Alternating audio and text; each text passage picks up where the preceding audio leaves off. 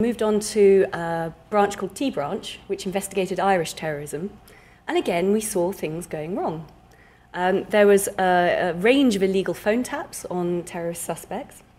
There were bombs that could and should have been prevented, which exploded on UK streets where innocent people were killed. I won't dwell too long on that because the main thrust of what I want to talk about in terms of MI5 tonight is what we saw and primarily what David saw in our final posting to G Branch, which is the section in MI5 that deals with international terrorism. Now, David was posted there as the head of the Libyan section. And there were three issues there that gave us concern. First of all, there was the illegal phone tap against a famous journalist in the UK called Victoria Britton.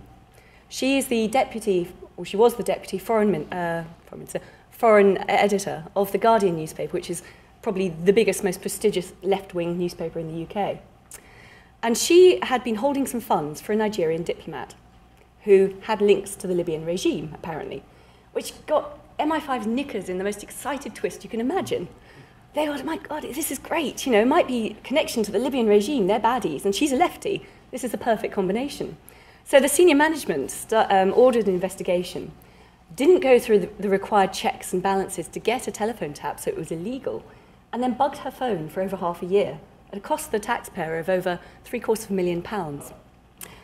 They even talked at one point, because they got so excited about this case, they even talked about putting a bug in her flat. Now, to do that, you have to have all the key holders, anyone who's got a key to that premises, under control, as they say.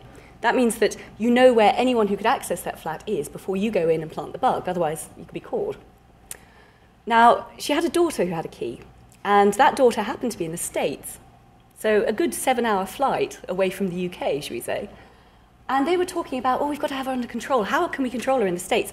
I know, let's get the FBI to arrest her. And then she'll be in custody when we want to go into the flat.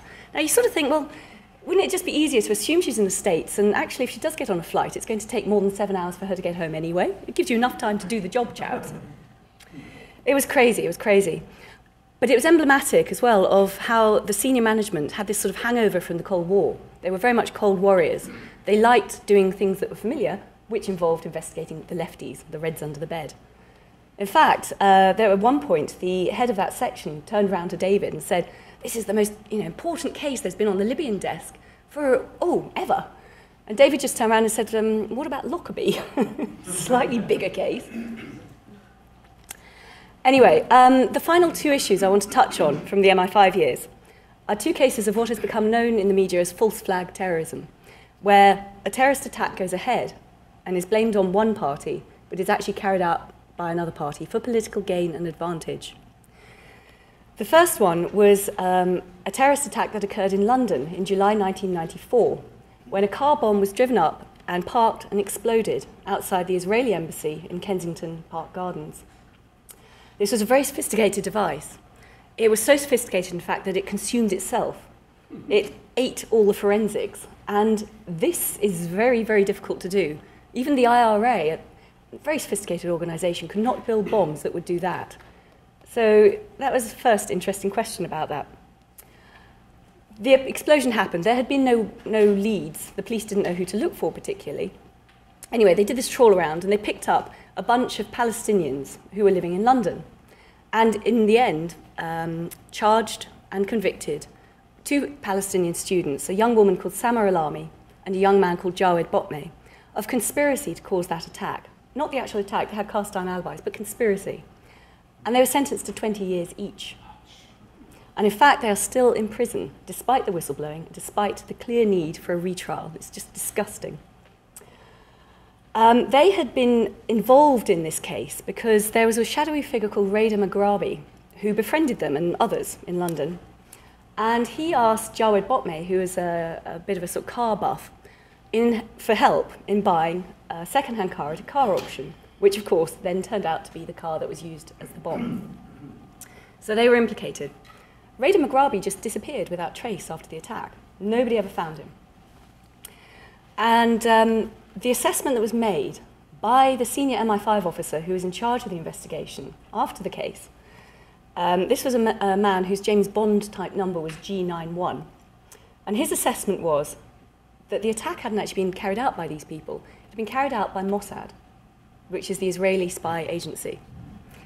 And he said that they'd done it for two reasons. First of all, they were continually lobbying MI5 for increased security around their premises, the Jewish interests in London. Because at that point, London was a bit of a hotbed of Arab dissidents. It was nicknamed Londonistan. So the Israelis were always pushing for more protection for their embassy and other official buildings. And of course, if you let off what was effectively a controlled explosion, because nobody was killed, there were only a few minor injuries, then you immediately get the increase in security that you want. But the key point that G91 assessed was that it had a political gain. Samar Alami and Jawed Botmeh were both involved in a Palestinian support network, which was rapidly gaining traction at the time in London. It was gaining media coverage, it was gaining funds, which were being sent back to help the Palestinians in Gaza and on the West Bank. So, of course, by arresting not just these two, but some others in the network, everyone scattered. They ran for the hills. And this network has never got back on its feet since. That is a clear political gain, if that's the case. I don't know, I'm just saying what G91 said, and that was his official report. So that was bad enough. But the case that really made us stop and think, really made us decide to quit and also to go public, was something that became named in the media as the Gaddafi plot. Now, as I said, David was the head of the Libyan subsection in MI5. He was in charge of all investigations around Libya. And he developed an unusually friendly working relationship with his counterpart in MI6. Remember, these are the James Bond foreign agents. I say unusually friendly because normally the two agencies are at loggerheads. You know, they compete for prestige, they compete for power, and they do not trust each other. However, he got on very well with a man called David Watson. His name's already in the public domain. His James Bond number, I can remember, is PT16B, and that was his code number. A bit of a mouthful. Anyway, Watson started in 1995 to brief Shayla officially about an unfolding plot in Libya. He said that there had been a walk-in, a volunteer, who had come into the British embassy in Tunis, and he was offering some help to MI6. Basically, he said he was a Libyan military intelligence officer who became codenamed Tumworth, and he was the head of a group of people who wanted to try and effect a coup in Libya. And they would seize power, but they needed help from MI6. They needed the money to actually buy the equipment to carry out this attack. And Watson told David over a period of months that they'd actually given him between 3 and 4 payments of about $40,000 at secret meetings in Geneva and Switzerland. So we're talking in the region of about $120,000 had been given to this group. Talmuth also said that the group comprised of a ragtag group of Islamic extremists, so with links to Al-Qaeda, or the Bin Laden organization, whatever we want to call it. So this is 1995. MI6 is funding people who at that point were being deemed to be our terrorist enemies. In fact, MI6 were funding. MI5, that same year, set up a new section called G9C, deliberately to investigate Al-Qaeda. So, you know, one hand's doing completely opposite to the other hand. Anyway, David decided to brief his management chain. The motto of MI5 is actually Regnum Defende, defense of the realm, but you can imagine what the officers changed it to, Rectum Defende. So the standard practice was, if anything controversial came up, then of course you briefed your management, because then they couldn't blame you if something went wrong. So he told them all about this as it unfolded, and other officers were briefed by Watson as well, within David's section. But he didn't really think it would go ahead, because MI6 was always coming up with these crackpot schemes. You know, they loved to play at being James Bond, and they were coming up with these strange ideas, but they very rarely actually did anything.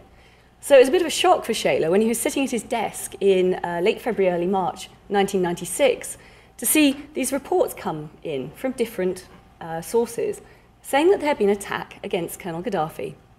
What had happened was there was an explosion underneath a car in a cavalcade. It was part of a cavalcade in which he was travelling, Gaddafi was travelling. He was returning from Sirte in Libya, from the Libyan People's Congress. So he's in this cavalcade, and there are people lining the streets, you know, waving the flags, all that sort of thing. Now, manifestly, Gaddafi wasn't killed. I mean, he wasn't assassinated. He's now the new best friend of our Western leaders in this war on terror. But innocent people were killed in the car, which was over the explosion, and also in the ensuing security shootout. And the estimate was about 11 people died that day. And David read this, was slightly worried about it, and next time he saw David Watson, he said, well, you know, was this what you were talking about?